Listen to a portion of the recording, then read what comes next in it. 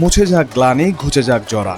অগ্নি স্নানে ধরা সূচি হয়ে আবারও এসেছে বাঙালির প্রাণের উৎসব পহেলা বৈশাখ। অসাম্প্রদায়িক চেতনার নবজাগরণে সারা দেশে আজ উৎসব মুখর পরিবেশ। নতুন বছর 1433কে বরণ করে নিতে ভোরের আলো ফুটতেই ঢাকা বিশ্ববিদ্যালয়ের চারুকলা অনুষদ থেকে বের করা হয় বর্ণাঢ্য বৈশাখী শোভাযাত্রা। ঢাক ঢোলের শব্দ আর বাঁশির সুরে মুখরিত হয়ে ওঠে শাহবাগ ও টিএসসি এলাকা। নারী পুরুষ ও শিশুরা লাল সাদা ও রঙিন পোশাকে সজ্জিত হয়ে অংশ নেন এই আনন্দ মিছিলে। রোদ গরম উপেক্ষা করে রমনার বটমূল থেকে রাজপথ সবই এখন সুরের মূর্ছনায় মুখরিত। আগামীর বাংলাদেশ হবে আরও নিরাপদ ও সমৃদ্ধশালী, এমনটাই প্রত্যাশা সবার। এই দিনটার জন্য অনেক দিনের অপেক্ষা ছিল, অবশেষে দিনটা এসেছে। আমার জীবনে এটা বয়ে আনুক নতুন অনেক কিছু সফলতা।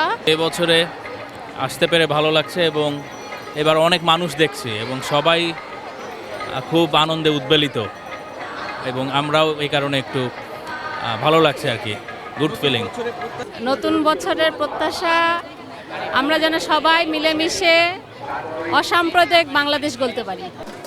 বড়দের সঙ্গে তাল মিলিয়ে উৎসবে অংশ নেওয়া শিশুদের আনন্দ উল্লাস ছিল চোখে পড়ার মতো। নতুন বছরের শুভেচ্ছা জানাতে ভুল করেনি তারাও। অনেক মজাই লাগছে। হাঁস দেখলাম, ময়ূর দেখলাম, মোরগ দেখলাম। এখানে এসে একটি মোরগ দেখছি, আরেকটা হলো যে ইতিহাস দেখেছি। অনেক ভালো লাগছে। কেবল আনন্দ নয়, এবারের শোভাযাত্রার মূল প্রতিপাদ্য নববর্ষের ঐকতান, গণতন্ত্রের পুনরুত্থান বহন করছে বিশেষ তাৎপর্য। এই চেতনার প্রতিফলন ঘটাতে তৈরি হয়েছে 5টি বিশাল মোটিফ, যার মধ্যে মোরগের মোটিফটি তৈরি হয়েছে দেশের গণতান্ত্রিক নতুন যাত্রার জোরালো বার্তা নিয়ে। এর সঙ্গে আভিজাত্যের প্রতীক হাতি, লোকজৈতিহ্যের টেপা পুতুলের ঘোড়া, শান্তির পায়রা এবং লোকসঙ্গীতের দোতরা রয়েছে। সব বাধা ডিঙিয়ে অসাম্প্রদায়িক এক বাংলাদেশের স্বপ্নে আজ নতুন করে শপথ নিচ্ছে বাঙালি।